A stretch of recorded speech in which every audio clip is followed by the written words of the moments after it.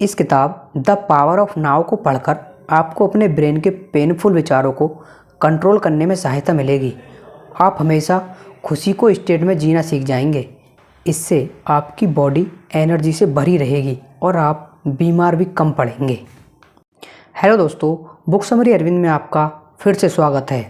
आज हम बात करेंगे वर्ल्ड की बेस्ट सेलिंग बुक्स में से एक और books the power of now, जिसको लिखा है एक हार्ट टोल ने। दोस्तों, हम अपना टाइम रिग्रेटफुल पास्ट में फंसकर या अनकंट्रोलेबल फ्यूचर की चिंता करने में काटते रहते हैं।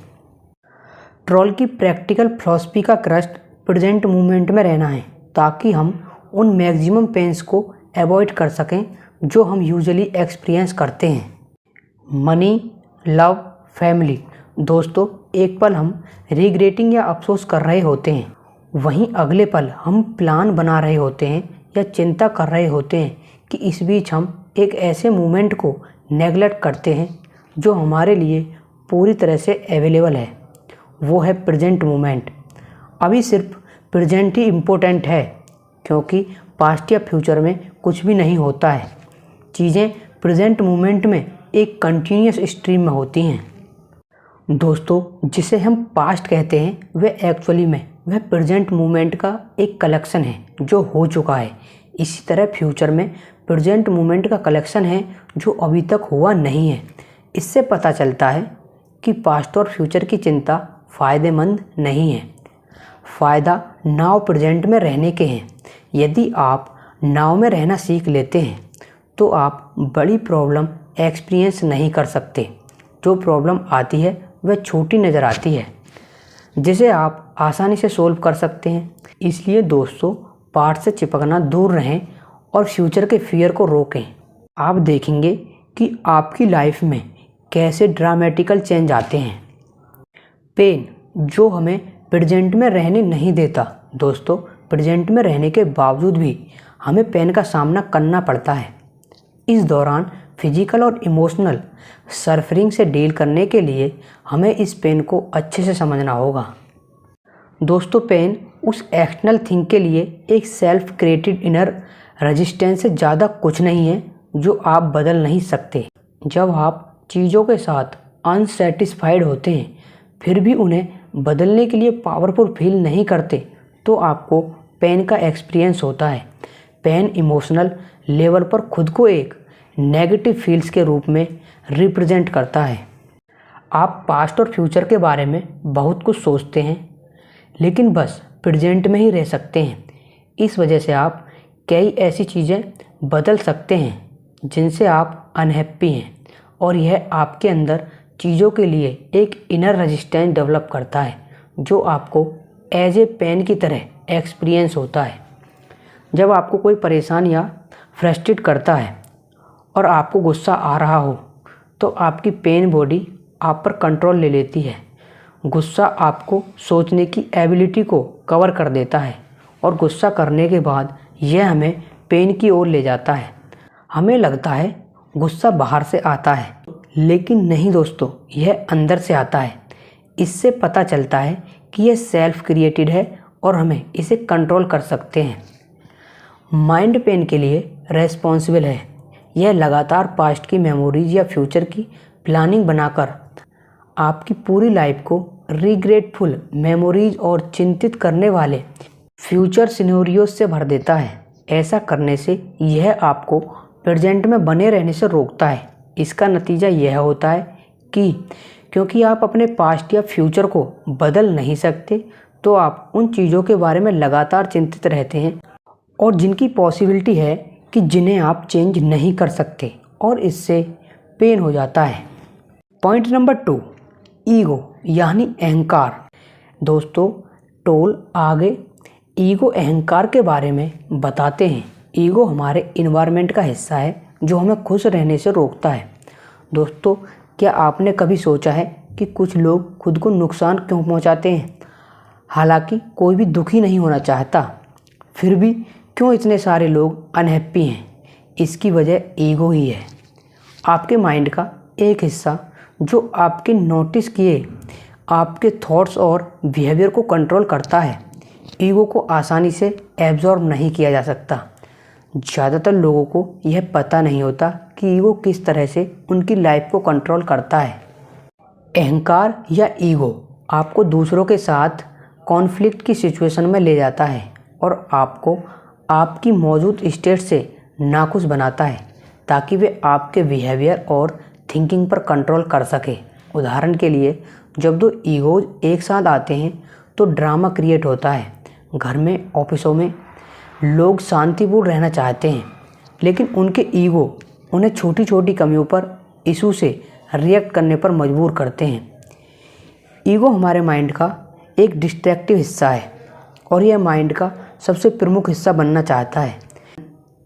यह कोई लिमिट नहीं जानता दोस्तों। इसलिए जब आप अपने ईगो को खुद पर कंट्रोल लेने देते हैं तो इससे हमें बाद में दुख होता है। ईगो को खुद से अलग करने का उपाय, जैसे कि अंधेरा रोशनी के पास नहीं रह सकता, वैसे ही ईगो से कंट्रोल्ड एक पर्सन के लिए बहुत लंबे टाइम तक के लिए एक प्रेजेंट मोमेंट में रहने वाले पर्सन के पास रहना डिफ़िकल्ट है। स्ट्रॉन्ग ऑपोसाइट्स क्लोज प्रॉक्सिमिटी में एग्जिट नहीं हो सकते। अगर आप अंधेरे में मोमबत्ती रखते हैं तो अंधेरा गायब हो जाता है। अगर आप आग में पानी डालते हैं तो आग बुझ जाती है। दोस्तों, अगर आप एक रिचर और ऑलमोस्ट पेनलेस लाइफ चाहते हैं तो अपने माइंड से अलग होकर अपनी बॉडी पर फोकस करें। ईगो की पावर उन कई वजहों से एक है जो आपको आपके माइंड से खुद को अलग करने और अपनी बॉडी पर ज़्यादा फोकस देने के लिए इम्पोर्टेंट है। दरअसल ग्रेट टीचर्स ने माइंड की बजाय बॉडी पर फोकस करने के इम्पोर्टेंस के बारे में बात की है। हमारी बॉडी जानती है कि हमारे लिए क्या ज़रूरी है। हमारी बॉडी जो सुनकर आप इसकी एक क्लियर इमेज बना सकते हैं कि आपकी लाइफ में क्या इम्पोर्टेंट है। जब हमें पता चलता है कि हमारा माइंड पेन महसूस कर रहा है जिसकी वजह से हम प्रेजेंट में नहीं रह पा रहे, तो हमें इसे खुद से अलग करना होगा। माइंड पर कंसंट्रेट करते हुए और बॉडी को इग्नोर करते हुए कभी किसी ने एनलाइटमेंट नहीं पाया है। बुद्धा की 6 साल की साधना इंक्लूडिंग फास्टिंग में एक अलग एग्जाम्पल देखा जा सकता है, जिसमें उन्होंने अपनी बॉडी को खुद से ऑर्डर देकर अलग कर लिया था।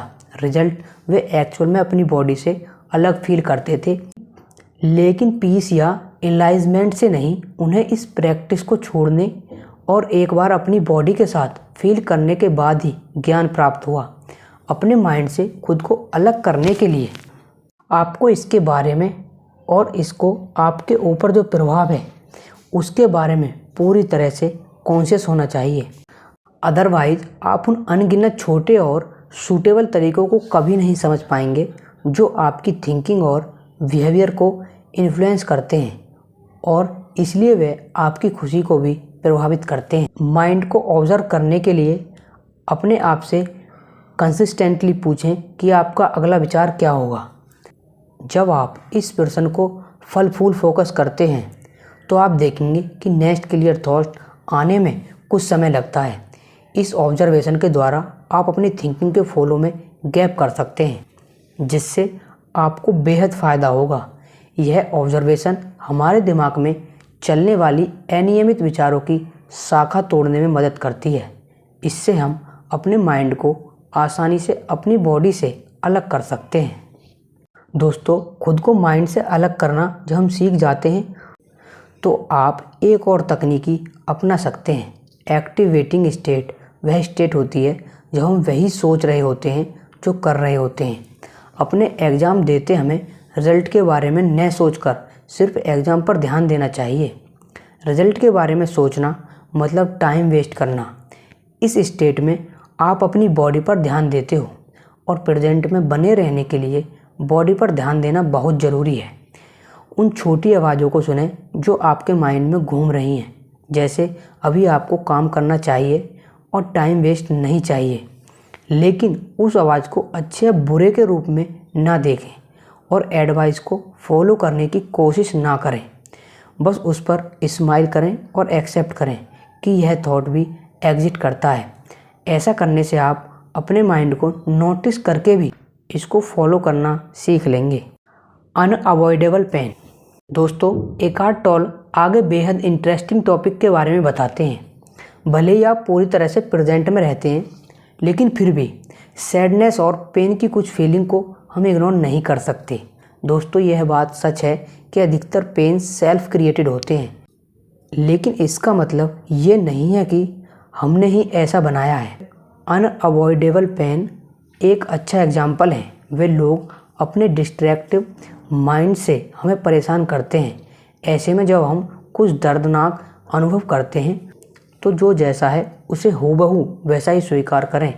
दोस्तों, सैड रहना एक नेचुरल फीलिंग है। आपको इसके लिए गिल्ट होने की ज़रूरत नहीं है। चीज़ें जैसी हैं वैसी हैं, यानी काश वैसा नहीं होता, काश ऐसा होता, ऐसा सोचकर आप अपना टाइम वेस्ट नहीं करना चाहिए। प्रेजेंट में रहकर आप अधिकतर पेन से तो बच सकते हैं, लेकिन सारे पेन से नहीं। प्रेजेंट में रहने का मतलब पेन को इग्नोर करना नहीं है। इसके बजाय यह आपका लाइफ के डिफ़िकल्ट और पेनफुल फैक्ट को स्वीकार करने के लिए इनर स्ट्रेंथ प्रोवाइड करवाता है।